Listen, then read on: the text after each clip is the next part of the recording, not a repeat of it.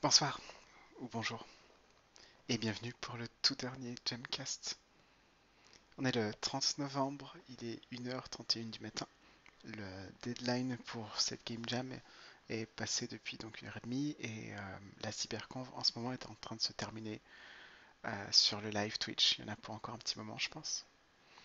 Euh, et quelques heures plus tôt dans la journée, j'ai soumis un jeu qui s'appelle Comme je descendais des fleuves impassibles.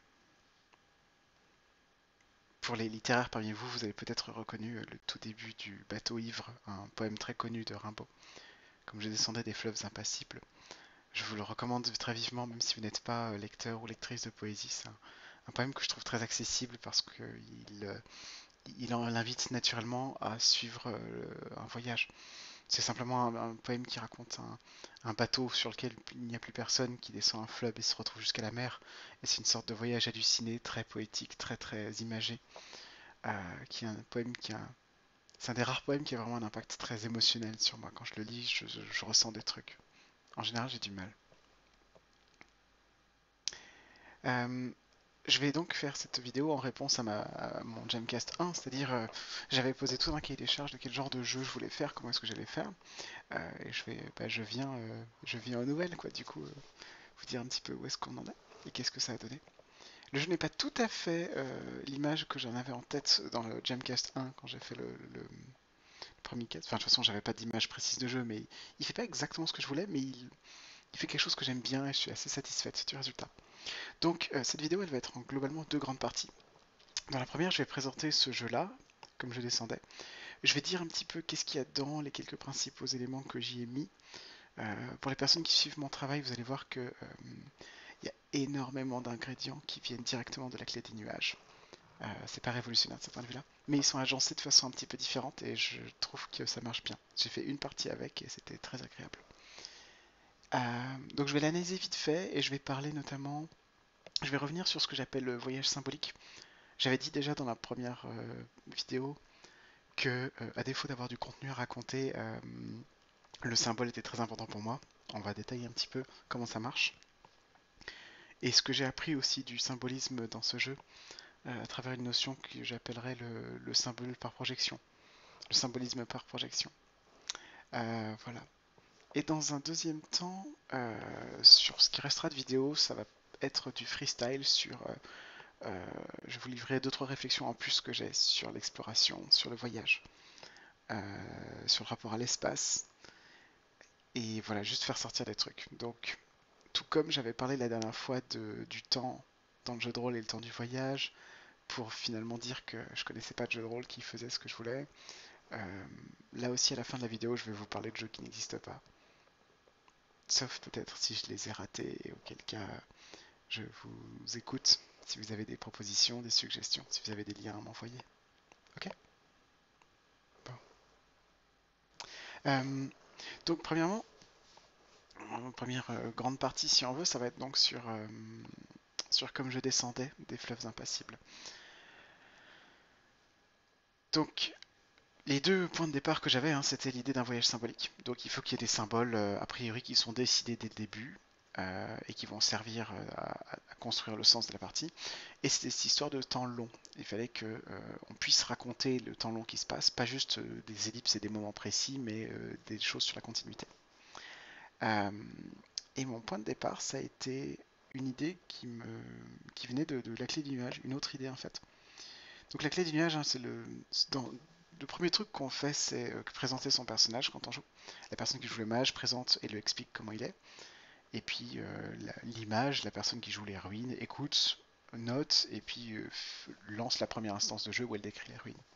Il y a un truc que j'aime beaucoup dans la clé des nuages qui n'était pas forcément pensé comme tel, c'est que comme le mage et l'image préparent le jeu dans leur coin sans en parler, et ben on se retrouve quand on dit, quand on reçoit ce que le mage nous dit quand on joue l'image, il y a un côté, il y a un petit côté cadeau ou plaisir à avoir quelqu'un qui vous offre ce petit instant quoi.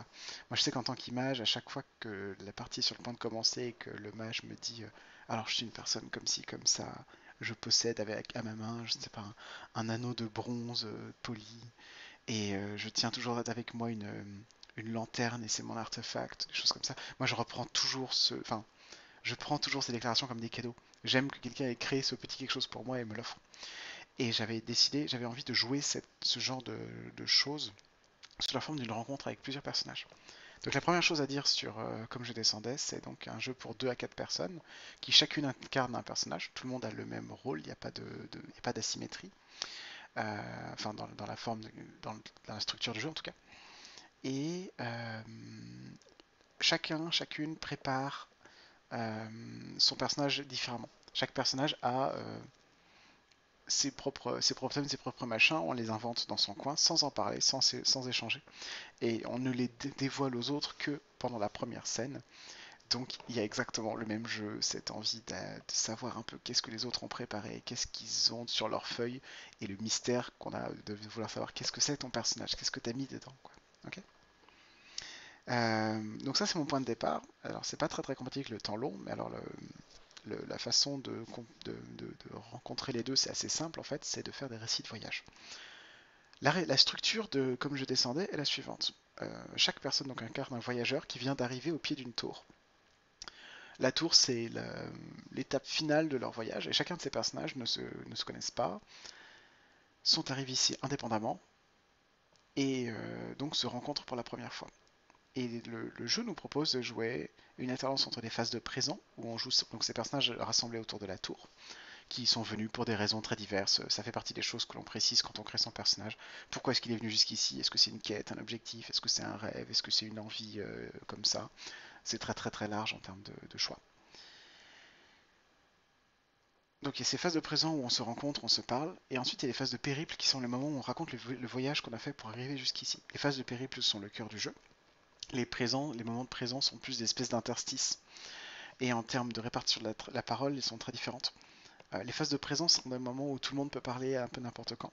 Je recommande de faire des interventions courtes de 1 ou 2 phrases maximum. C'est typiquement ce qui marche bien dans prosopopée. Et avec l'idée, donc au début, on n'a vraiment pas grand chose, on n'a pas prévu le paysage à l'avance. La seule chose sur laquelle on se met d'accord en commun en fait avant la création, c'est un thème, et un thème, c'est 2 mots qui sont une sorte de canon esthétique autour duquel on va se forger.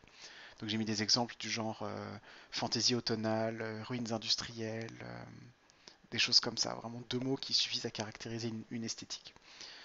Et c'est la seule chose qu'on a en commun. Donc les premières descriptions qu'on fait pendant la première phase de présence sont les bases de la base de autant son personnage que le lieu autour de soi, la tour évidemment puisqu'elle est mentionnée, et ainsi de suite. Et le but c'est de le faire par petites touches, sans tout dire. On n'est pas dans j'expose en détail à quoi ressemble mon personnage et je pose tous les petits détails de la scène. C'est juste des petits traits, jusqu'au moment où on arrive à la première scène de périple. Et donc une scène de périple est toujours introduite de la même façon. En fait, c'est une des joueuses qui dit à une autre raconte-moi ton périple, raconte-moi quand t'es arrivé jusque-là. En général, moi je demande donc de façon très artificielle hein, de pousser les phases de présent vers ça, vers des questions, vers raconte-moi ce que tu as vécu, comment est-ce que tu es arrivé là, qu'est-ce que tu cherches, etc. Pour assez rapidement arriver aux phases de périple. À ce moment-là, la personne qui doit répondre dit en une phrase j'ai traversé les marais perdus, la forêt bleue, les océans sans différence, peu importe. On a tous et toutes 3 lieux qu'on a préparés à l'avance comme ça, dont on a juste le nom. Et on dit j'ai traversé ça. Les autres nous posent des questions sur ce lieu en utilisant leur propre symbole, et ensuite nous on répond, et la réponse là c'est le moment de la narration, et ça c'est un moment de narration en temps long, en monologue. On va dire bah, la, la, j'ai traversé la capitale inondée, en effet, au début il y avait des mangroves à gauche et à droite, j'ai commencé à voir les premières formes des bâtiments et des clochers qui dépassaient de l'eau, j'ai avancé, et ainsi de suite. Euh, Et donc là, on n'est plus du tout dans ce récit par petites touches qui est dans les phases de présent, mais on tombe plutôt dans quelque chose de beaucoup plus long et récité. C'est vraiment littéralement un récit de voyage, euh, enfin une description de voyage. Euh, donc ce moment long consacré à la parole, il est typiquement ce qu'il y avait dans la clé des nuages. Et simplement, il est dans une forme assez différente, notamment parce qu'on est tout le temps, si on le veut, dans la voix du personnage. C'est mon personnage qui te raconte ce qu'il a vécu, comment c'était, et ainsi de suite. Voilà. Euh, donc, si vous voulez aller lire le jeu, il fait 5 ou 6 pages en PDF, il est gratuit. Euh, je vous y encourage si ça vous intéresse. Il n'y a rien de plus que ça. Il y a juste un peu plus de précision, mais il n'y a rien de plus techniquement. Il n'y a pas de condition de fin. Il n'y a aucune explication sur ce que c'est que la tour, ni aucun type de scène pour y aller. Les symboles sont. Donc chaque personnage définit 3 symboles au début, mais ils servent pas à grand chose. Ils sont seulement utilisés quand on doit poser des questions. Donc au début des phases de périple. Par exemple, si quelqu'un vous dit bah, j'ai traversé la forêt bleue et que vous avez le symbole tonnerre, pour prendre un que j'ai utilisé, vous pouvez dire la question que vous allez poser est une question orientée pour aider l'autre à raconter. Vous allez poser une question du genre lorsque le tonnerre a grondé, t'es-tu abrité ou as-tu continué ta route? Euh, et donc l'autre va ensuite faire une longue narration sur son voyage et va intégrer entre autres la réponse à cette question. Mais à part ça, du coup, les symboles ne sont pas vraiment utilisés. Et il y a beaucoup de choses qui sont très incomplètes volontairement comme ça dans le jeu, c'est-à-dire que ce sont des espaces ouverts. J'ai voulu vraiment faire un jeu dans lequel il n'y a pas chaque chose à sa place en fait. C'est une idée de game design de laquelle j'essaie de vraiment beaucoup revenir, cette idée que chaque mécanique, chaque morceau doit avoir un sens et une cohérence globale. Évidemment, hein, j'ai en tête que ces symboles, on va les investir, on va les amener à certains endroits du jeu, on va en faire quelque chose, mais je veux pas déterminer à l'avance à quoi ils servent. Et d'ailleurs, j'ai eu une surprise là-dessus. Voilà, donc pour résumer un peu les différents trucs dont je voulais parler dans ce jeu, il y a une première chose que je voulais parler, c'était la rencontre des personnages, ça je l'ai déjà dit, sur le fait qu'il y a ce côté très chaleureux, très agréable au début de découvrir nos personnages les uns les autres. Et en fait, comme le jeu est une alternance de phase de présent, périple, où on se lance dans différents morceaux de récits comme ça, et ben on n'est pas obligé de décrire tout dès le début. Dans la seule partie que j'ai faite comme je descendais, en fait, à la deuxième ou troisième phase de présent, j'ai subitement décrit que mon personnage était en fait tout petit. Elle avait la taille d'un enfant à peine. Et c'est quelque chose qui aurait dû être évident dans les précédentes instances que je n'avais juste pas dit. Il y avait un effet assez rigolo à préciser très tard, quelque chose qui aurait dû être aussi clair.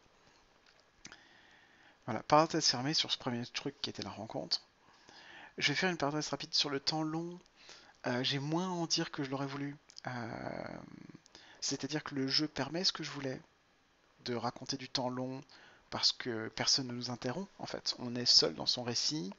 Le jeu dit explicitement évitez de raconter des épisodes, ne prenez des lieux qui sont faits pour être traversés sur un long temps.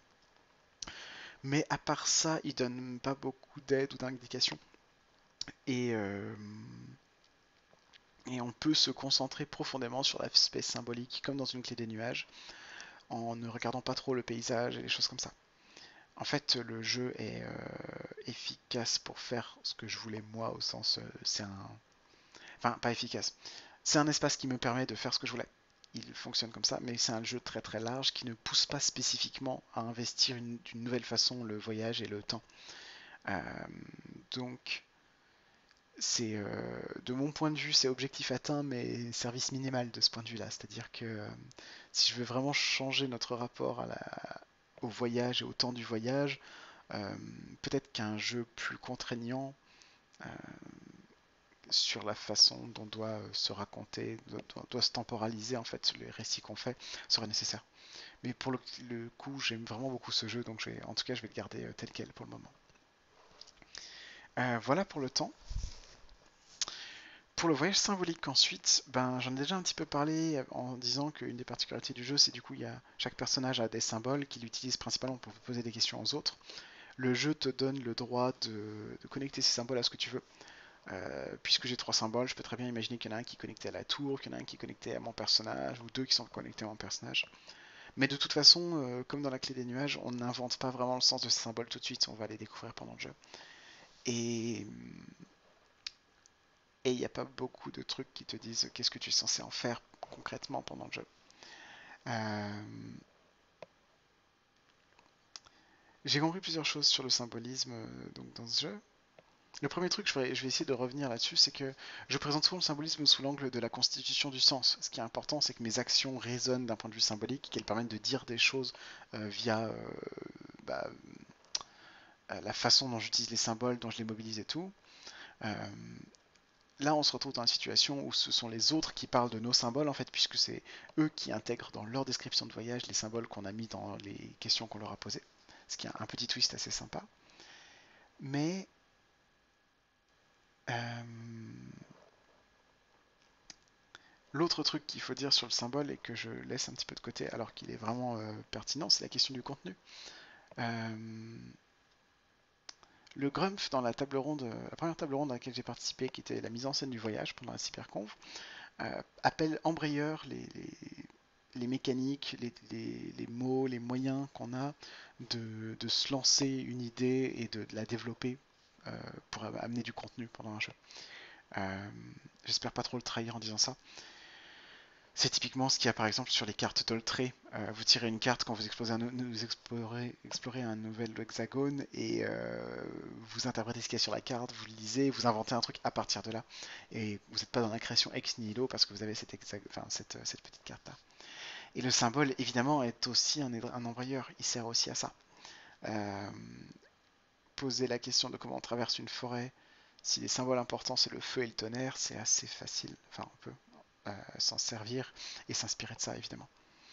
Donc j'avais pas formulé directement ça comme ça, mais c'est vrai que j'avais parlé déjà de voyage symbolique la dernière fois sur la question du contenu en disant bah, je sais pas ce que je vais mettre comme contenu en termes de terre traversée et de monde et tout. Et je bottais en touche, donc je répondais facilement le symbole. J'ai absolument pris cette voie de facilité, hein, comme je l'avais dit, je suis toujours pas sorti de chez moi. Et voilà, on peut dire la chose suivante, c'est que moi je me sens de plus en plus à l'aise avec le symbole qui me semble remplir ce double rôle d'être à la fois l'embrayeur qui une espèce de graine de génération, euh, aussi chaotique que possible parce que le symbole ne doit pas amener à une pensée unique précise qui serait le symbole au sens d'une symbolique savante, académique qui n'est pas du tout mon focus. Et en plus d'être donc cet embrayeur, cette graine créatrice, il a aussi la capacité à constituer le sens et à donner plus de profondeur et d'épaisseur au récit qu'on fait ensuite. Je fais une petite parenthèse au passage pour dire que pour les gens qui suivent de mon blog de façon assidue, vous avez peut-être déjà entendu le mot embrayeur chez moi. C'était dans le deuxième article sur Jouer le voyage, sur Jouer poétique, décidément. Mais ça n'a rien à voir du tout. Voilà. Euh, L'autre élément piqué de la clé des nuages et qui est en très bonne interaction avec le symbole, je pense, c'est les questions pour construire des attentes. Donc l'usage de la question comme moyen de création dans le jeu de rôle, pour moi, c'est quelque chose de très important. J'en avais déjà parlé en OSR, notamment en disant l'OSR est une guerre de questions, en disant les joueurs, les joueuses posent des questions sur l'environnement et le ou la MJ leur renvoie des réponses.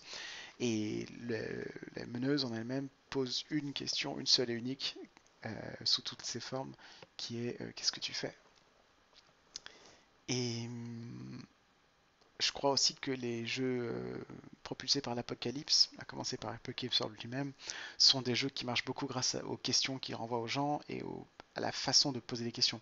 Il y a beaucoup de jeux maintenant qui utilisent ce vocabulaire de questions orientées pour dire construire une question qui a, si j'étais à Critarch, je dirais un haut potentiel ludique, quoi, c'est-à-dire une question qui dessine à la fois des réponses déjà possibles, on voit ce que ça pourrait être, on a une vision et en même temps ça ouvre pas mal de possibilités. Et la clé du nuage a sa petite question spécifique qui est qu'est-ce que tu t'attends à trouver dans les ruines que l'on pose pour avoir de la matière, pour avoir des attentes de la part de l'autre qui nous reviennent et qu'on utilise comme matière pour construire nos descriptions en interaction avec nos symboles. Les attentes de l'autre plus les symboles, ça fait le résultat. Là, c'est un peu différent. Quand on est narrateur dans la phase de périple, notre base c'est le lieu qu'on a écrit et l'input qu'on a c'est la question de l'autre. Et pareil, c'est une attente que l'on va utiliser en soi, euh, mais le symbole est présent dans la question en elle-même. Donc ça change un petit peu la donne, mais ça a le même effet pratique de. Vous savez, sur le tout au début d'une phase de périple, qu'on est sur le point de raconter, il y a un moment d'apnée qui est je sais que là, je vais devoir me lancer dans un tunnel de narration, je vais devoir dire plein de trucs. Et il y a les deux autres qui posent des questions, qui s'évertuent à poser des questions un peu créatives et intéressantes. Et il y a un réel plaisir à recevoir ces questions comme à nouveau comme un cadeau et comme une aide bienvenue qu'on nous apporte qui va nous permettre ensuite de construire quoi. Et je trouve ça assez fertile. J'ai envie de voir sur plus de parties si ça marche bien ou si c'est quand même un peu bancal, mais j'y crois assez. Voilà, donc comme je disais, hein, à peu près les mêmes briques que la clé de nuage, mais agencées différemment. Euh,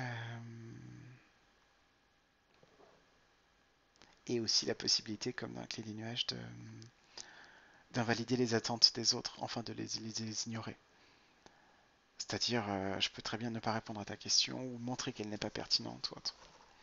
Et ça m'amène à la nouvelle utilisation des symboles qu'il y a dans ce jeu, que je n'avais pas du tout prévu et que je trouve très amusante, ce que j'appelle le fameux symbolisme par projection. Euh, quelle question vous poseriez à quelqu'un qui vous a dit comme ça, voilà, je vais traverser je vais traverser la forêt bleue, mettons, sachant que vous avez des symboles entre les mains, tonnerre, oiseau, etc. Un truc qui s'est pas mal passé dans notre première partie, et je pense que c'est structurellement quelque chose qui a des bonnes chances de se reproduire, c'est qu'en fait, comme on veut poser une question qui va amener de la matière à l'autre, on se sent quand même de près ou de loin de poser une question qui n'est pas forcément celle d'une péripétie, mais au moins celle d'une menace ou de quelque chose de dangereux. J'ai parlé du tonnerre tout à l'heure. Est-ce que tu t'es abrité lorsque le tonnerre a couru? Et en fait, le fait de poser une question comme ça donne vraiment l'impression qu'on est en train d'exprimer des peurs de notre propre personnage. Quand moi je te demande, mais qu'est-ce que tu as fait quand le tonnerre a grondé? Ça sous-entend que le tonnerre est une menace, mais toi tu peux très bien l'ignorer ou le considérer comme quelque chose que tu as traversé. On sait déjà de toute façon que tu as réussi à traverser. Et ce qui s'est passé plusieurs fois dans notre partie, c'est que on avait ce sentiment assez fort à la fin que par le symbole et à travers les questions qu'on posait, on projetait sur l'autre nos peurs. Alors les peurs de notre personnage, hein. Euh, et ces symboles semblaient représenter finalement les choses les plus graves pour nous. Et ça donnait des oppositions qui étaient vraiment très très très fertiles.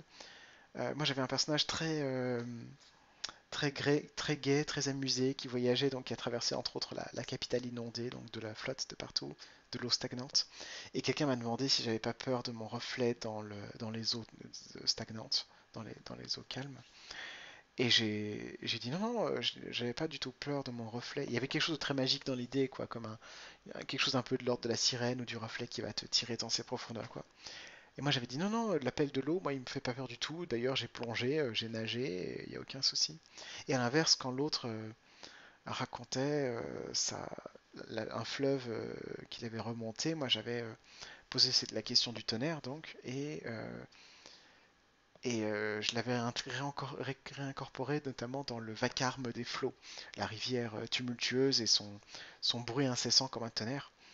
Et l'autre m'avait dit au contraire, son personnage était une espèce d'être très changeant, très triste, qui espérait le calme, peut-être la mort, on ne savait pas trop. Et quand je lui ai parlé du tonnerre, il m'a répondu dans sa narration que ça ne lui faisait pas spécialement peur et qu'il avançait malgré lui. Et il y a vraiment eu ce sentiment que lui, ce qui lui faisait peur, c'était l'immobile, et ça correspondait à son personnage. Et le changeant, la rupture, c'était son élément. Et moi, c'était l'inverse. Et il y a eu vraiment une espèce de rencontre et de mélange qui a fait un gros rapprochement entre nos personnages à la fin, avec le mien qui lui proposait de l'aide et qui lui proposait des choses pour la suite. Et je pense voir ça un peu plus, cette idée en tout cas du symbole comme projection. Que ce soit la projection des peurs ou la projection d'autres choses, je suis sûr que c'est un effet que je vais revoir dans les parties que j'espère faire dans le futur. Euh, voilà, voilà. J'en ai pas fini du coup avec la question du symbolisme. Ça me fait très plaisir d'avoir découvert ce petit bout de fonctionnement du symbolisme dans ce nouveau jeu. Comme quoi, je suis très à mettre en avant la théorie, mais c'est vrai que faire des jeux, ça fait avancer aussi. Voilà. Je pense que j'en ai à peu près fini pour ce que j'avais à dire sur ce jeu. de toute façon, je me permettrai de revenir en arrière hein, si j'ai des choses en plus. Et je vais passer à mes aux trucs en plus que j'avais à dire.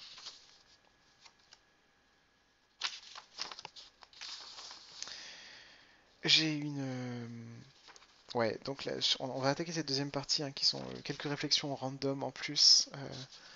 On rentre dans quelque chose d'assez incertain. J'ai deux choses essentiellement à dire. J'ai envie de parler du voyage dans un sens un peu plus métaphorique et au sens d'exploration. J'ai envie de cerner un peu ce que ça veut dire. Et après, je vais développer un exemple en particulier qui m'intéresse beaucoup, que j'appelle l'exploration par requête. Et vous allez voir que c'est un peu perché. Donc, pendant les préparations aux deux tables rondes dans lesquelles j'ai été ce week-end, comme on se posait la question notamment de la poésie du voyage, la mise en scène du voyage, et ben, je me suis demandé, comme tout le monde, qu'est-ce que c'est qu'un voyage et qu'est-ce que c'est un voyage dans un sens métaphorique. C'est-à-dire, j'ai beaucoup parlé du voyage symbolique, c'est-à-dire l'idée que le voyage que je raconte représente quelque chose de plus, il a un sens supplémentaire.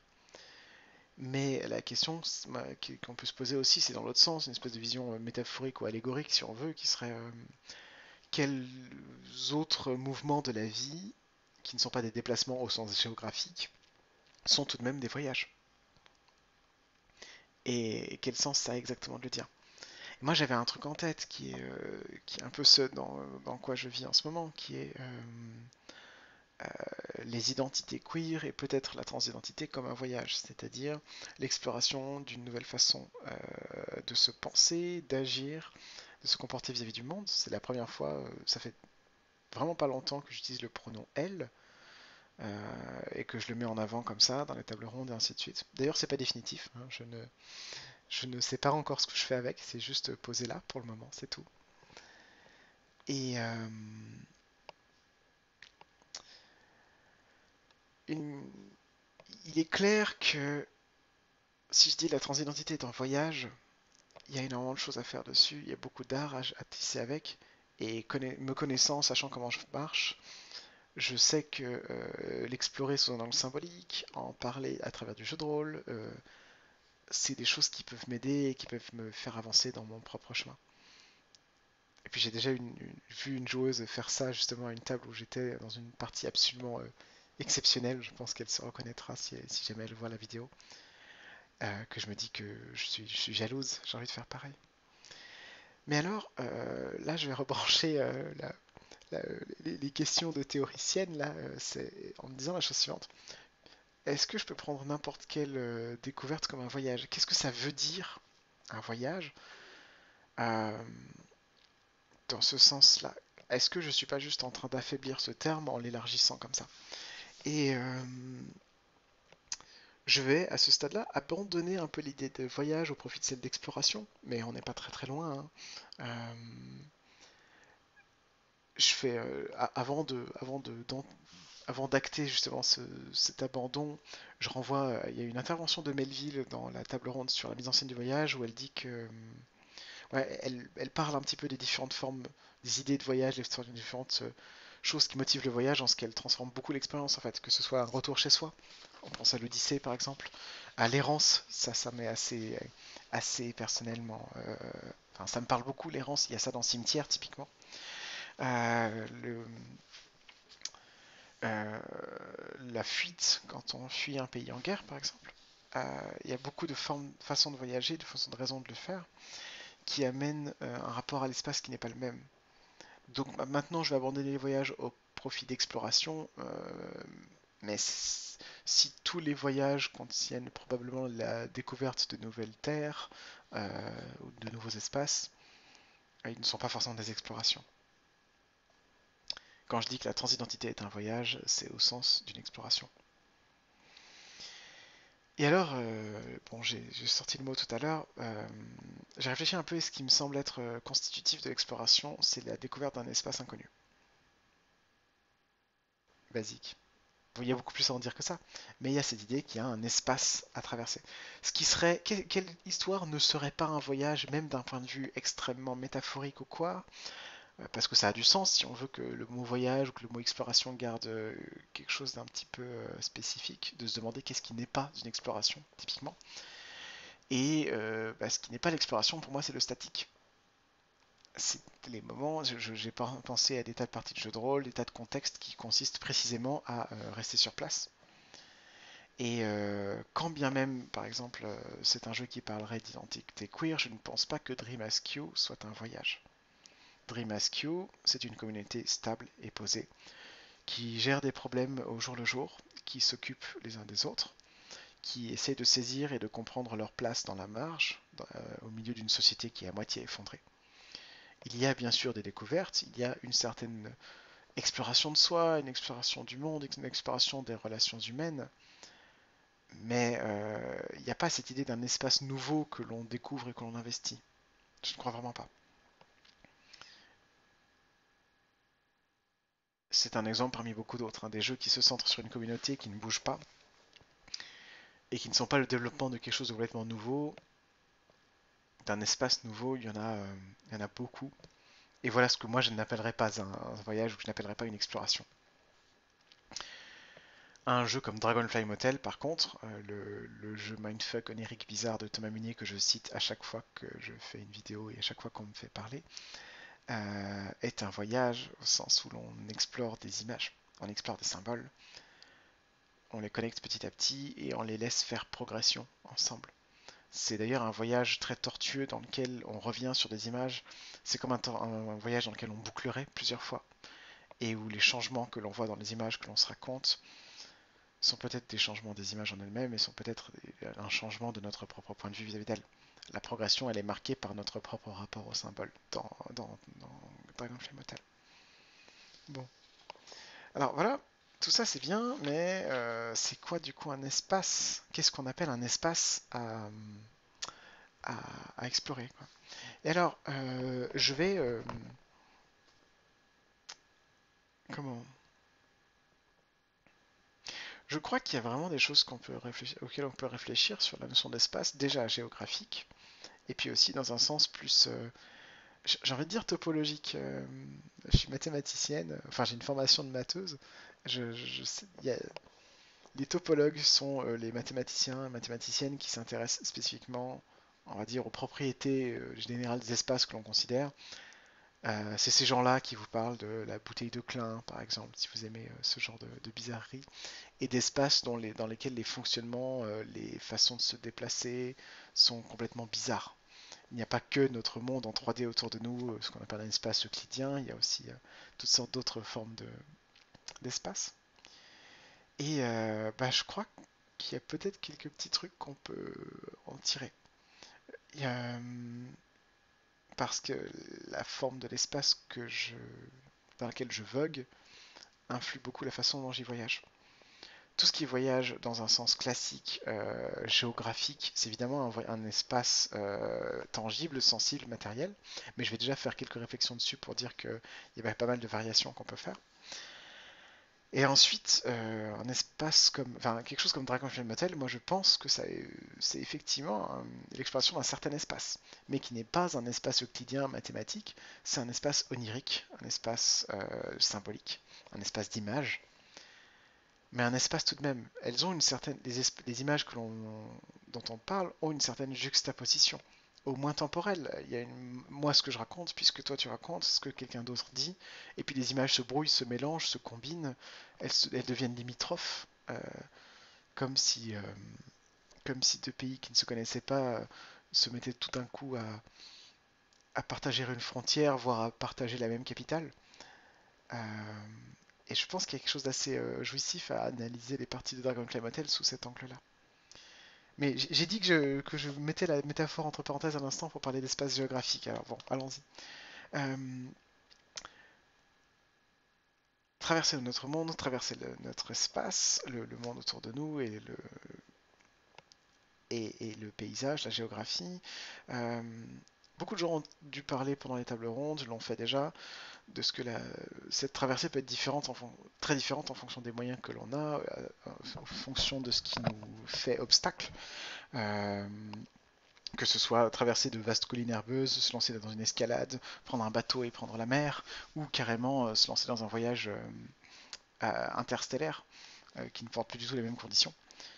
Mais alors tout ça, c'est des questions que je laisse aux gens qui y ont déjà réfléchi. C'est trop concret pour moi. Moi, j'ai une réflexion plus bizarre sur la dimension. Euh, je t'ai dit tout à l'heure, le monde euclidien, le monde autour de nous est en trois dimensions d'espace, hein, une, deux et trois, quelque chose comme ça. Bah, je suis pas tout à fait d'accord. Euh, on est des êtres humains, on pèse, on ne sait pas voler. On ne nage pas aussi. On peut nager, mais dans notre environnement immédiat, on est dans l'air et on nage pas dans l'air. On est cloué au sol et on se déplace dans un monde qui est principalement des couches en deux dimensions, en fait. Ok, tout autour de nous est à portée de main et on a accès à, si je monte les mains, à 2 mètres et demi, 3 mètres d'espace, comme ça, quelque chose comme ça. Mais on n'est pas vraiment en 3D, genre tout le monde est jaloux des oiseaux, quoi, soyons honnêtes. Bon, on est jaloux des oiseaux, c'est peut-être la plus grande blessure narcissique de l'être humain qu'il faut accepter à un moment ou à un autre. Et on n'a pas accès à la troisième dimension, pas vraiment. Un immeuble, c'est juste une suite de couches de deux dimensions, c'est juste des sols empilés et on fait des trucs dessus, quoi. Une table, enfin, on passe notre temps à vivre sur des plans en 2D et à jouer avec un tout petit peu de profondeur, un tout petit peu. On marche sur la terre, on ne vole pas dans l'air et on ne plonge pas sous la terre, sauf à quelques endroits spéciaux, dans des grottes. Et une des conséquences de ça, en fait, c'est que bah, on a un système pour noter l'espace qui serait la cartographie, les cartes, les plans, qui sont des systèmes en deux dimensions qui représentent des choses en trois dimensions, et qui sont surprenamment précis pour s'en sortir. Vous traversez une montagne avec une carte bien faite, bah, vous en sortez, alors que la montagne est en trois dimensions et la carte est en 2D et ça suffit en fait. La surface de la Terre est quand même assez adaptée à une autre vie en quasi 2D chez nous. Et réussir à sortir de ça, réussir à vraiment saisir la troisième dimension que l'on n'utilise pas au quotidien, enfin qu'on n'utilise pas au quotidien, qu'on a du mal à employer, c'est particulièrement dur en jeu de rôle, parce qu'on pourrait se dire, bah ok, là cette fois-ci on a notre imagination, on peut enfin être des oiseaux, mais on n'a pas trop le vocabulaire pour parler de l'espace, on a du mal à se représenter les trois dimensions, ça empire tout en fait si on se balade, enfin si on doit penser le monde en 3D. Et puis si on fait pas gaffe, on s'appuie quand même sur les plans. Et les plans c'est en 2D. Il y a une minorité de plans qui sont vous savez, des plans en coupe d'une montagne, des choses comme ça, avec des grottes qui descendent et tout. Il y en a en OSR, ça je kiffe. Il n'y en a pas des masses. Mais la plupart des plans qu'on utilise sont des plans très fonctionnels en 2D vus de dessus. Et ça donne des mondes plats, un peu trop plats. Un jeu qui réfléchit là-dessus de façon assez, j'allais dire convaincante, mais c'est des mécaniques que je trouve trop lourdes à utiliser pour m'en servir, donc je vais plutôt dire inspirantes seulement. C'est Veins of the Earth. Euh, Dans Veins, il y a une méthode assez étrange pour noter les lieux sur une carte hexagonale avec quatre directions qui font les. Enfin, il y a les quatre directions de l'espace, mais vous avez le haut et le bas qui sont écrits en haut et en bas de la feuille. Et la verticalité doit avoir de l'importance dans Veins. Avec cette idée qu'au pire, si on n'arrive pas à représenter un déplacement complet dans toutes les directions de l'espace, on peut se centrer sur la verticalité. Et la verticalité, elle est très différente au sens où, enfin, elle change beaucoup le rapport à l'espace évidemment parce que si je dois escalader ou me laisser tomber, il y a quelque chose de beaucoup plus asymétrique que dans un déplacement horizontal où je peux aller et venir de la même façon. Et ça va être peut-être un peu la suite de cette réflexion sur la dimension, c'est s'ouvrir réellement à la troisième dimension, c'est difficile. Par contre, diminuer d'une dimension, c'est plutôt beaucoup plus faisable en fait.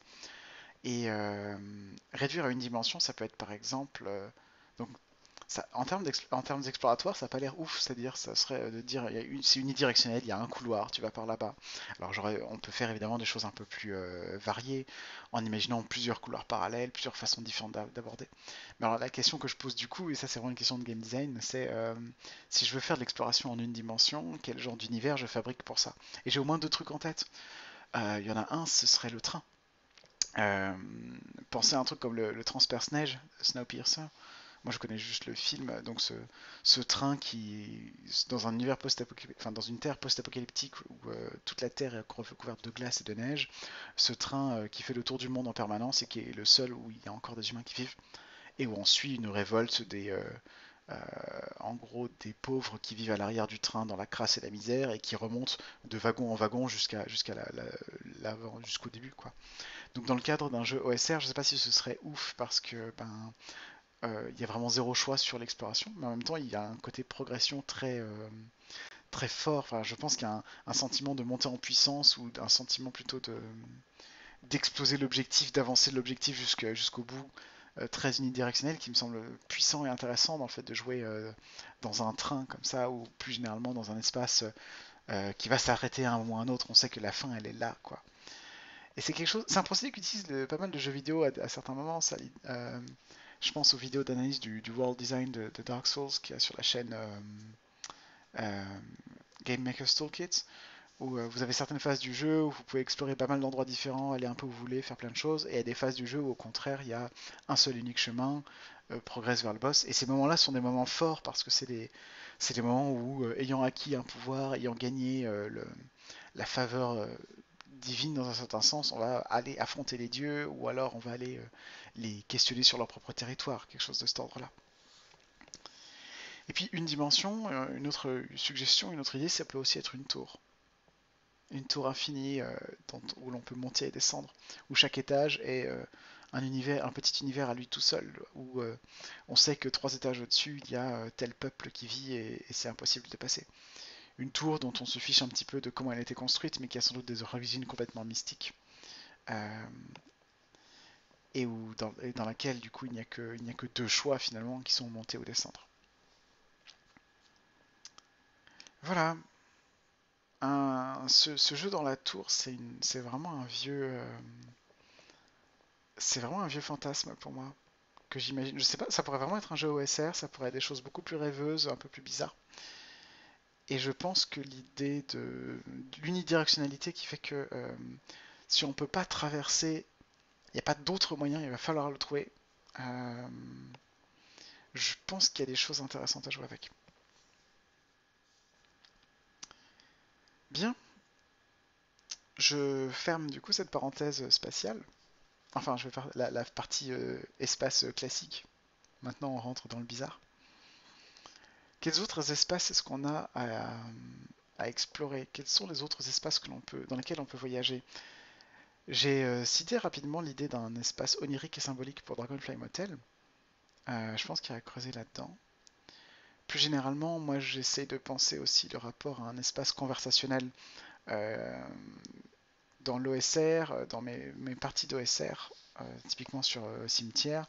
J'essaie autant que possible de décrire les lieux, par exemple, quand je décris de- dans les archives silencieuses, un one-shot de Cimetière que j'ai fait jouer plusieurs fois, il y a des enregistrements sur ma chaîne juste en bas. Euh, Chaque pièce, autant que je le peux quand j'y pense, chaque pièce doit avoir des éléments distinctifs et des ouvertures assez typiques. On sait qu'il y a une ouverture par-ci, une ouverture par-là, et ainsi de suite. Et ça a beau être une organisation géométrique, géographique, qui marche bien pour les gens qui visualisent bien, euh, c'est aussi un fonctionnement qui permet de s'y retrouver par la pure conversation. Parce que si je suis dans la pièce avec la statue et que je passe dans la bibliothèque, je fais des trucs, etc., je peux plus tard dire je reviens dans la pièce où il y avait la statue. Le fait que chaque pièce soit adaptée, soit liée à des éléments reconnaissables, souvent le fait que chaque porte aussi soit reconnaissable. Il y a des petites portes en bois, des grosses portes défoncées, des portes en fer rouillé, il y a des portails en fer noir, il y a tout ce qu'on veut pour que chaque porte soit différente, quoi, qu'il y a un côté un peu spécial dans chaque endroit. Et ben ça donne des espaces dans lesquels on arrive à naviguer, en l'occurrence de façon géographique si on veut. C'est pas une rupture radicale avec la notion de géographie, il y a toujours un espace, mais aussi juste par le langage en fait. C'est ce que Dragonfly Motel fait d'une certaine manière, d'une façon beaucoup plus radicale, c'est-à-dire la conversation est un espace. Ça, c'est peut-être une idée qui rejoint un peu le Maelstrom de Romaric Briand. Euh, donc l'idée d'un contenu fictionnel malléable qui est cette fiction ou cette idée de fiction, de proto-fiction sur laquelle on travaille toutes et tous en même temps, ben, on peut s'accrocher à certains éléments dedans, on peut attraper des mots qui appartiennent à ce contenu fictionnel malléable. Si je dis que je retourne dans la pièce de la statue, quand bien même on n'est pas tout à fait d'accord sur ce que ça veut dire, quand bien même c'est pas fixé vraiment ce qu'il y a dans la pièce à la statue, quand bien même tout ça est flou, bah, le mot en lui-même est un objet précis, spécifique auquel on peut se raccrocher et qu'on peut accrocher comme ça. Et je crois que on peut creuser là-dedans en OSR et plus généralement dans des questions de description de l'espace en créant non pas des espaces clairs, bien définis, bien délimités dans lesquels on se repère aisément, mais directement des espaces conversationnels. Ok? Bon, vous m'avez suivi jusque-là. Euh, c'est parti pour la... On part en vrille. Ok? Bon, la dernière chose dont j'avais parlé, que j'ai teasé par-ci par-là, c'est donc l'exploration par requête. Alors, avant d'expliquer ce que je sais, je vais raconter, je vais spoiler un peu, hein, toute une description et tout un truc qu'il y a dans le premier tome du Nom du Vent. Enfin, le Nom du Vent est le premier tome d'une saga de fantasy qui n'est pas finie de Patrick Rothfuss, euh, que j'aime bien. Et il y a un endroit absolument incroyable et exceptionnel dont la description m'a marqué très très fort, c'est la bibliothèque. Donc, pour faire très simple, hein, le Nom du Vent, on suit un personnage qui est une espèce de génie qui se retrouve dans l'académie de magie de cet univers, enfin une espèce de grande université de savants, plus généralement, euh, où l'on apprend la magie, mais pas que. Et donc, comme toutes les bonnes universités de Medfan, bah, elle a une bibliothèque impressionnante et exceptionnelle. Et alors, cette bibliothèque, elle est décrite de la façon suivante. C'est un grand bâtiment carré, je crois, on s'en fiche un peu, qui est principalement souterrain. Il y a des étages et des étages sous terre, dans l'ombre. Aucune lumière ne doit filtrer pour préserver les manuscrits. Et du coup, s'empilent sur des rayons et des rayons des tonnes et des tonnes de rouleaux, de parchemins, de livres, je ne sais plus exactement sous quelle forme c'est. Et alors, tout ça demande, pour pouvoir accéder aux livres, évidemment, un travail d'archives assez conséquent. Euh, Et donc, il y a des archives qui répertorient un certain nombre de livres et où les trouver dans la bibliothèque. Alors déjà, l'image juste d'aller chercher un livre me plaît parce que, je l'ai dit, on imagine un endroit qui est absolument noir comme un four, on a juste une petite lampe magique qu'on utilise pour se balader entre les rayons et retrouver l'endroit qu'on nous a dit. Là où ça devient marrant, c'est que déjà, il y a plus... Il y a pas mal de parchemins ou d'œuvres qui ne sont pas répertoriées, donc il y a cette idée qu'il y a potentiellement des trucs paumés dont personne ne sait qu'ils sont là. Mais en plus, il y a une histoire de guerre d'archivistes. En fait, il y a eu plusieurs archivistes qui se sont succédés, qui avaient des visions très différentes sur comment est-ce qu'il fallait classer tout ça. Est-ce qu'il fallait les classer par nom d'heure, par d'auteur, par thème, par genre, mais sur quel thème on se base, etc. Il y a plein de discussions jusqu'à l'infini, apparemment, entre les anciens archivistes, qui se sont fait la guerre. Donc c'est des guerres du genre, le nouvel archiviste, il est pro telle doctrine, donc il envoie ses apprentis déplacer des manuscrits et changer l'ordre et réorganiser la bibliothèque autrement, quoi. Sauf que elle est tellement énorme cette bibliothèque que la réorganiser, ça prend plus de temps, plus de dizaines d'années que la vie d'un archiviste. Et donc le travail d'un nouvel archiviste qui décide de révolutionner le classement n'est jamais fini au moment de sa mort, où il est remplacé par quelqu'un d'autre qui va potentiellement encore changer les choses. Et donc, vous imaginez des bouts de papier, enfin, un même livre peut être référencé dans différentes archives différentes, et enfin, différents registres des archives, et on ne sait pas lequel correspond à l'endroit où il est vraiment, qui l'a mis au dernier moment.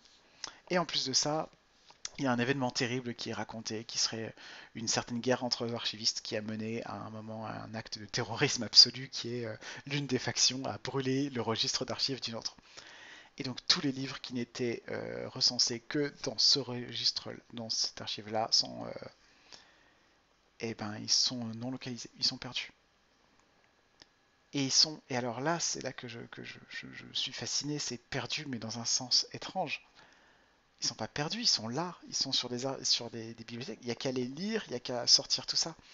Bah ouais, mais en fait, entre les livres jamais répertoriés, ceux qui ont été injustement déplacés, ceux qu'on a oublié de renoter, et les archives dont on a ceux dont on a purement simplement perdu l'adresse, on ne sait plus où ils sont, bah ça veut dire que cette bibliothèque contient une grande partie de manuscrits complètement inconnus. On ne sait plus qu'est-ce qu'il y avait là-bas, on ne connaît plus les titres, on ne sait plus où sont les choses. Et certes, on peut s'y retrouver dans une certaine mesure, il y a des listes assez conséquentes qui permettent de retrouver certains sujets, certains trucs, etc. Mais il y a aussi tout un pan d'inconnu, et si on ne trouve pas dans les registres le livre que l'on cherche, ça ne veut pas dire qu'il n'est pas là. Ça veut peut-être juste dire qu'il est caché. Et on peut imaginer le plaisir magique à se balader dans cette bibliothèque pour essayer de trouver des choses au hasard.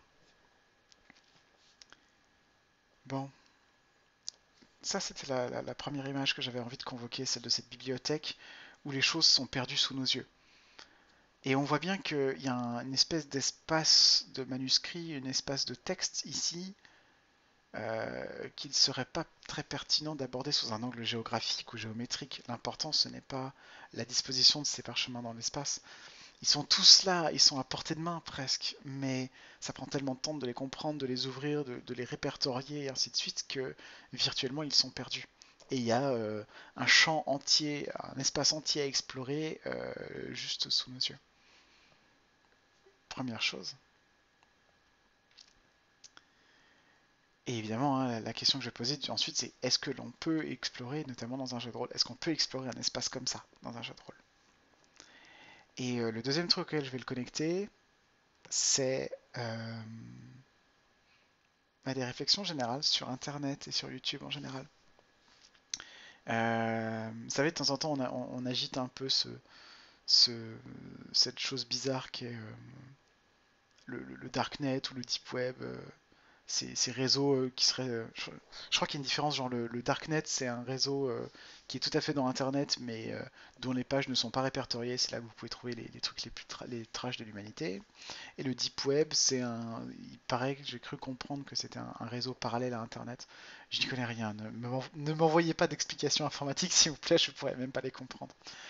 Mais ce que je retiens là-dedans, c'est l'idée de pages Internet, de lieux qui existent sur Internet, qu'on pourrait tout à fait atteindre si on tapait l'adresse, enfin si on utilisait, si on tapait l'adresse dans la barre, ou si on allait en tout cas d'une façon ou d'une autre, si on avait les coordonnées, les moyens d'atteindre la page, si on la connaissait.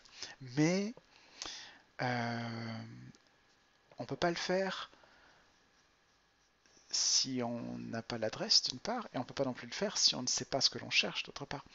Je ne peux pas chercher l'adresse d'une page si je ne sais même pas qu'elle existe, parce que c'est pas conceptualisable pour moi. C'est la même chose c'est le même problème qu'il y a sur les parchemins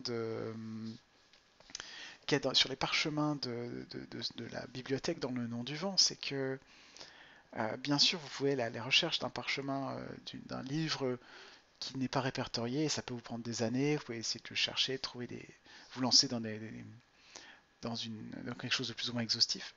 Mais par contre, vous ne pouvez pas chercher un certain traité si vous ne savez pas qu'il existe. Et il y a toujours ce mystère-là qui est et s'il y avait quelque part là-dedans un ouvrage de quelqu'un qui, il y a 150 ans, s'est posé la même question que moi et qui a trouvé une réponse. Mais comment s'appellerait cet ouvrage et comment est-ce qu'il l'aurait introduit? Je ne sais pas. Et c'est une problématique qui paraît, enfin, elle est très éthérée, mais en plus elle a des traductions assez concrètes. Par exemple, dans le monde de la recherche, vous savez, il y a une quantité d'articles scientifiques qui sortent dans chaque domaine qui est tellement monstrueuse que même les gens qui sont dans un domaine peuvent en rater.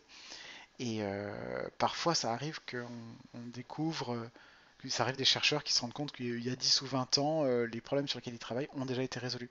C'est quelque chose qui est beaucoup arrivé, notamment dans les années 90, parce que 91, c'est la chute définitive de l'URSS. Et globalement, le monde scientifique russe, alors ils vivaient pas dans une bulle, mais ils étaient assez séparés de la science américaine. Il y a beaucoup de choses qui ont été découvertes en même temps chez les Russes et chez les Américains. Et des fois, il y a des chercheurs, encore dans les années 2000 et plus, qui planchent sur des questions de mécanique quantique, par exemple, et qui se rendent compte qu'il y a des papiers russes non traduits des années 60-70 qui ont traité la question et qui ont des réponses. Et c'est très difficile de... En plus, il y a la barrière de la langue. C'est très difficile de chercher ce genre de choses si on ne sait pas où les chercher, où est-ce qu'elles sont. Et il y a vraiment un rapport, comment dire, il y a vraiment une question d'exhaustivité qui est intéressante parce que vous prenez l'espace géographique à nouveau. Du moment où vous vous baladez, on va simplifier les choses, on imagine qu'on se balade en extérieur, pas de grottes, pas de lieux secrets cachés ou quoi. Ben, on peut cartographier l'espace sous un angle vraiment très méthodique et très facile d'un point de vue humain, qui est je peux aller chercher enfin, je peux me donner une vue d'ensemble, je sais à partir d'un endroit quels sont les lieux qui sont proches, et à partir de ces lieux proches, je peux aller voir les autres, je peux prendre des points en hauteur pour me faire une vision globale de tout. Et si je prends un point, si je monte en haut d'un arbre qui domine la forêt, je peux voir qu'au-delà de la forêt, il y a un lac, et au-delà du lac, il y a des prairies, et ainsi de suite. Et peut-être que dans une vue globale comme ça, je raterai des petites choses. Je raterai peut-être une prairie, un tronc d'arbre tombé, une petite mare, je raterai des trucs, c'est sûr. Mais je raterai pas une gigantesque chaîne de montagnes sous mon nez. Et dans les cas d'exploration bizarre dont je parle jusqu'à maintenant, dans, dans les autres cas dont je parle, là, l'exploration des parchemins, l'exploration des pages web, l'exploration des articles de recherche, c'est beaucoup plus ténu. Il n'y a rien physiquement, matériellement, qui relie un article aux autres qui lui sont proches. Alors s'il y a un truc, ok, il y a les références. À la fin d'un article, vous avez la liste des références citées. Mais c'est pas les seuls articles qui ont un rapport avec celui-ci. Des articles peuvent être sur des sujets proches et ne pas se connaître, ne pas se toucher. Alors bien sûr, dans la science moderne, il y a aussi des moteurs de recherche avec des tags qui vont chercher certains mots-clés et ainsi de suite. Mais vous voyez que c'est déjà un objet qui... Le moteur de recherche, c'est quelque part déjà quelque chose qui atteste de la difficulté du rapport à l'espace. Euh, le moteur de recherche, c'est quelque chose qui crée des proximités, qui crée une spatialité, en retouchant, en posant à côté des articles qui pourraient se toucher dans une certaine vue de l'esprit. On peut imaginer, il y a des travaux pour représenter l'ensemble des recherches scientifiques sous la forme de grands graphes avec des clusters de tel ou tel domaine qui sont connectés les uns aux autres par les références, par des choses comme ça, qui sont des travaux très complexes et dont une des possibilités c'est de construire un espace de la recherche qui est une idée que je trouve passionnante. Construire un espace des articles qui existent, des recherches, des questions que se posent. Un espace des questions que se posent les gens, ce serait magnifique, non? Bon. Et j'aime bien cette idée de construire un espace au sens où l'espace des articles, l'espace des savoirs, l'espace des pages, l'espace des parchemins, tout ça, il est malléable, il peut être transformé par l'action. Euh, si je reprends mes grimoires d'archivistes là qui prenaient la liste de quels livres existent, ça encore ce sont des espaces qui servent à organiser, enfin ce sont des méta-espaces, des choses qui servent à organiser l'espace en elle-même. On peut créer des espaces par la parole, par la liste, par le travail de connexion, et ainsi de suite. Et c'est une fois de plus ce qu'utilise de façon beaucoup plus sauvage Dragonfly Motel, en créant un espace de juxtaposition entre des mots, entre des concepts, entre des symboles, entre des images. Ok. Alors je connecte tout ça encore à un truc de plus, j'en avais parlé un petit peu, c'est donc YouTube. Euh, YouTube, bon bah il y a plein de vidéos publiques, et vous pouvez aller les chercher une vidéo par plusieurs moyens. Là, comme ça je vois trois moyens essentiellement d'accéder à une vidéo YouTube. Euh, Soit en suivant un lien précis qui nous donne l'adresse précise d'une vidéo, soit en suivant la production de quelqu'un au sens des abonnements. Vous avez tout le monde a on peut aller cliquer sur les dernières vidéos des gens auxquels on est abonné pour ne pas les rater. Mais en fait, non, je vais rentrer ça dans ma première catégorie. En fait, c'est qu'on suit un lien précis vers une vidéo précise. Soit ça, soit on utilise d'une façon ou d'une autre l'algorithme de YouTube pour trouver une vidéo qui nous plaît. Que ce soit sur la page d'accueil quand on a un compte où YouTube nous propose des vidéos qui sont censées nous plaire, ou en faisant une recherche. Quand vous faites une recherche, vous n'avez pas texto toutes les vidéos qui correspondent à la recherche, vous avez les plus vues, les mieux notées, les plus pertinentes selon l'algorithme compliqué de YouTube. Et il est impossible de faire une recherche sans passer par cet algorithme. Si je veux poser la question, bah, c'est bête, mais moi par exemple ça m'arrive de chercher Quand j'essaie de retrouver ma chaîne par l'extérieur, je tape la clé des nuages ou cimetière, choses comme ça, ou KF, et je tombe sur un artiste qui s'appelle KF, qui fait de la musique que j'ai pas du tout écouté d'ailleurs. Et bah, c'est pas ce que je veux, et même si je mets des choses hyper précises, je tombe sur lui parce qu'il a beaucoup plus de vues.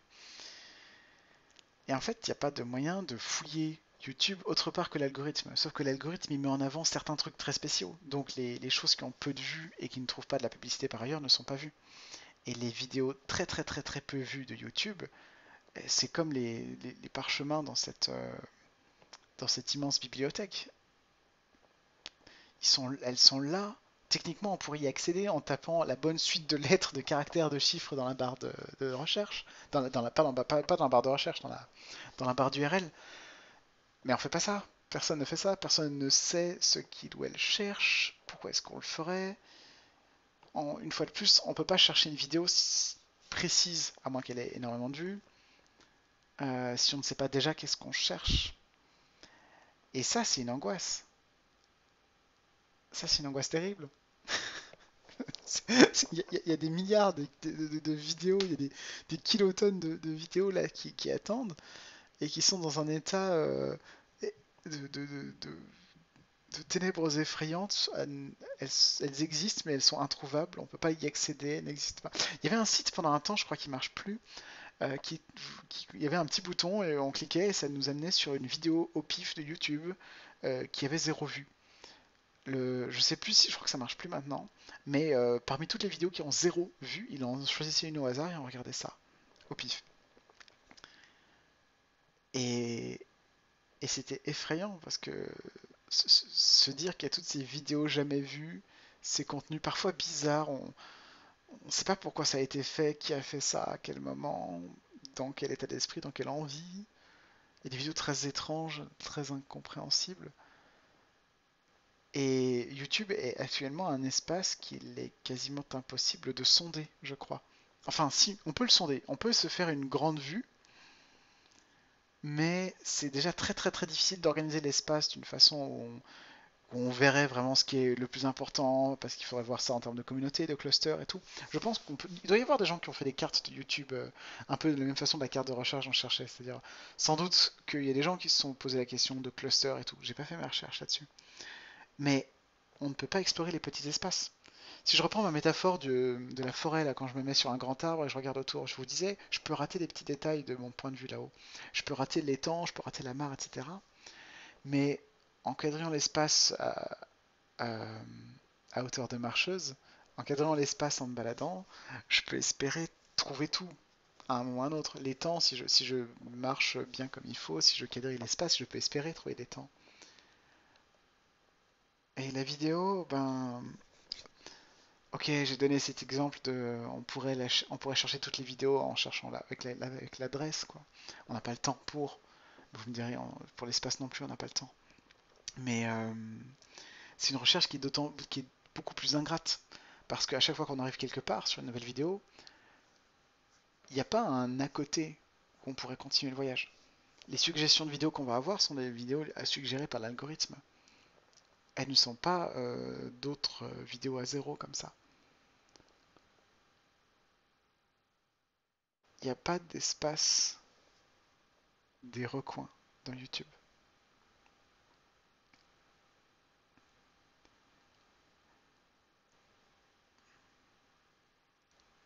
Et donc, j'en arrive enfin à cette fameuse notion d'exploration par requête. La requête, maintenant, vous le comprenez, c'est dans un sens vraiment très informatique. Euh, Regarder une vidéo précise parce qu'on connaît déjà l'URL, on a été pointé dessus par exemple par une source extérieure ou par un abonnement ou autre, ça c'est une requête. Je demande à YouTube, montre-moi telle vidéo précisément. Et oui, je voulais dire plutôt requête slash errance, requête errance, les deux choses en même temps. Euh, Ça me revient maintenant. L'exploration par requête, ce serait l'idée d'explorer un espace étrange comme ça, un espace non géographique, ou en tout cas qui n'est pas la géométrie classique des espaces que l'on voyage, dans lesquels on voyage normalement, mais que l'on traverserait par des découvertes morceau par morceau, par des petites bribes arrachées, comme ça. Des petites bribes qui existent, mais qui sont isolées, chacune dans leur petite unicité, quoi. Et auxquelles on pourrait accéder de deux façons différentes, donc soit par la requête, en sachant ce que l'on cherche. Si je sais exactement quelle vidéo je cherche, par qui et tout, je peux la retrouver, mais ça implique de connaître déjà son existence. Soit par l'errance, donc le hasard absolu de piocher une URL au pif, de marcher dans la forêt jusqu'à trouver un truc, de ramasser un parchemin et voir ce qui est écrit dessus. Et peut-être à la recherche d'un entre-deux qui serait de se dire une exploration dans laquelle j'alterne entre le hasard et la requête, et où j'essaye de trouver des requêtes qui sont les bonnes. J'essaie de trouver de nouvelles vidéos que je ne connais pas par une requête en réussissant à poser la bonne question exactement. Si je me pose la question, si quelqu'un se posait la question, est-ce que KF a enregistré des parties de la clé des nuages avec Eugénie sur YouTube, alors en faisant un petit peu de recherche, il y arriverait. Parce que ces vidéos existent, parce qu'il se trouve que ces vidéos existent. Si la même personne se posait la question de savoir euh,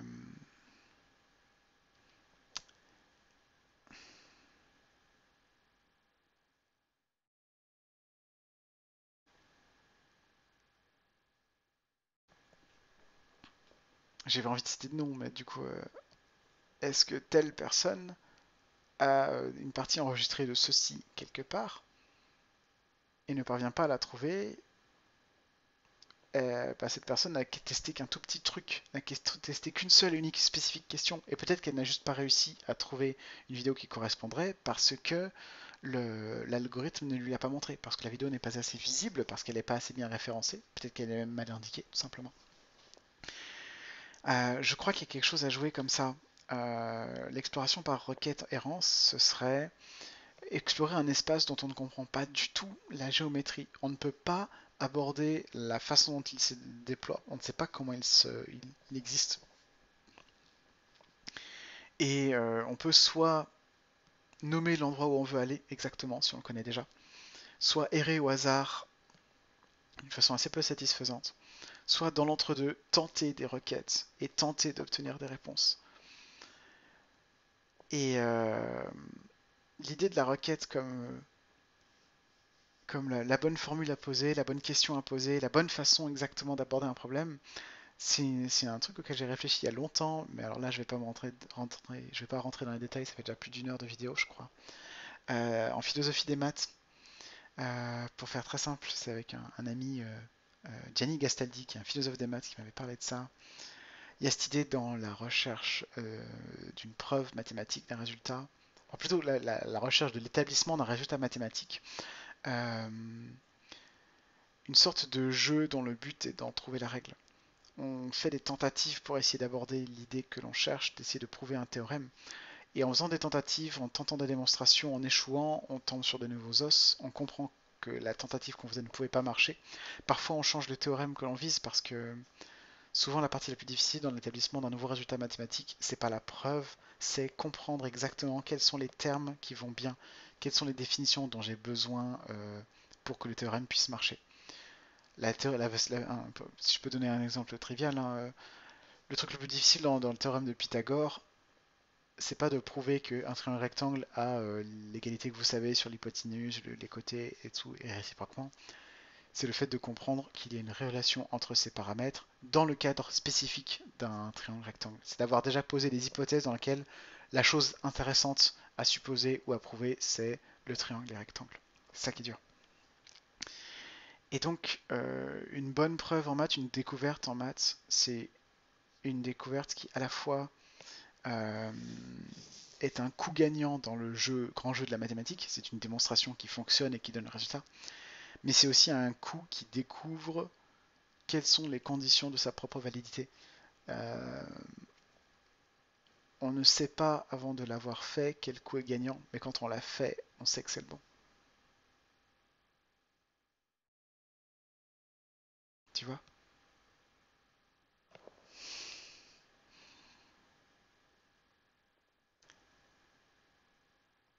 Je crois que l'exploration par requête, alors c'est peut-être le moment où je déçois tous les expérimentaux qui m'écoutent, mais je crois que je peux la traiter avec de la fantasy. Dans une campagne de 6 et 20 du Grumpf que j'ai faite, il y avait un monde qui est hyper classique dans plein de fantasy qui s'appelle l'Abysse. Alors c'était même mon abysse à moi, hein, c'est pas, je fais pas référence à quelque chose d'autre, mais c'est exactement ce que vous pouvez imaginer, c'est-à-dire un monde très noir, très sombre, on ne voit rien, qui est tout au fond du monde et où il y a des choses horribles et qui te corrompent. Et j'avais imaginé que dans ce monde-là, l'abysse c'était là où vivaient, où restaient tous les dieux anciens qui avaient été tués par le dieu qui régnait sur ce monde-là, qui était une espèce de monostatos, mais dont je n'avais pas encore lu Monostatos à cette époque-là, mais un espèce de dieu soleil qui a tué tous les autres et qui les a envoyés dans l'abysse. Et donc l'abysse en fait n'était pas tant une force juste sombre et corruptrice, mais un cimetière de choses qui ont vécu, un cimetière de choses qui ont existé et qui ne sont pas tout à fait mortes. Et quand on traversait l'abysse, on trouvait des choses très très très étranges, horrifiques certes, mais pas forcément malveillantes. Et j'imagine quelque chose comme une configuration de mage qui se poserait la question d'explorer l'abysse et de se demander qu'est-ce qu'il y a réellement dedans. Une exploration qui ne serait donc pas spatiale, mais qui serait une exploration par requête, en posant une question à l'abysse, en voyant comment elle réagit, et en imaginant explorer soit des lieux physiques qui se matérialisent juste pour, soit des espaces conversationnels, soit des espaces symboliques, selon qu'on veut en faire un jeu plutôt OSR, plutôt Dragonfly Motel. Bon, moi, vous me connaissez, je suis pour les mélanges de toute façon. Mais voilà une façon dont ça pourrait se connecter à un contexte de fantasy qui, moi, me parle. L'abysse, elle est dans la moitié de mes jeux Medfan. Et évidemment, on peut l'imaginer sous beaucoup d'autres formes également. Sous la forme j'ai en tête. Ouais, je vais commencer par. Je vais essayer d'arrêter cette vidéo à un moment ou à un autre, sinon on est là pour jusqu'à la fin de la nuit. Mais j'imagine quelque chose de space up, en fait, d'un univers très très très très très très loin dans le futur où on découvrirait, euh, comment dire, où on pourrait trouver des informations dans chaque trou noir, dans chaque étoile, où partout où qu'on aille, on trouve quelque chose, un reste alien, un message ou quoi que ce soit, et où encore faut-il savoir où est-ce que l'on va, qu'est-ce que l'on cherche, est-ce qu'il faut chercher des nanorobots dans l'atmosphère de la partie, l'atmosphère d'une planète, c'est le cas d'une partie que je fais en ce moment de Saga Heroic, des nanorobots qui sont des nuages qui en fait contiennent toute la mémoire d'un monde par exemple, dans laquelle on peut aller. On peut faire pas mal de contextes comme ça, quoi. Et ben je vais justement terminer voilà comme ça sur cette image qui vient d'une partie que je vais continuer la semaine prochaine. C'est le moment pour moi de me reconnecter au présent et de finir cette vidéo. Saga héroïque minima de Gaël Sacré. Là, dans la campagne que je fais, donc il y a cette planète où les nuages sont des nanorobots qui contiennent la mémoire de ce qui s'est passé ici il y a longtemps. Et mon personnage est une pirate qui, avec ses filets et son bateau volant, attrape des bouts de nuages, et les décode et essaie de retrouver des savoirs perdus pour les vendre plus offrant. Voilà, on a fait le tour, je crois, du jeu que j'ai écrit, de ce que j'avais à dire autour de lui, autour du voyage symbolique et de mes avancées là-dessus. Et puis autour des bizarreries et de ces jeux qui n'existent pas encore. Et je vous retrouve une autre fois peut-être. Ça m'a fait beaucoup plaisir de faire les jamcasts. Il est probable que je fasse un jour ou l'autre des solocasts, d'autres casts en solo comme ça, juste pour euh, étayer des idées qui me sortent par-ci par-là et que je n'ai pas forcément envie de mettre dans un article ou de discuter avec d'autres. Euh, donc c'est fini, mais c'est pas tout à fait fini. Au revoir et bonne nuit.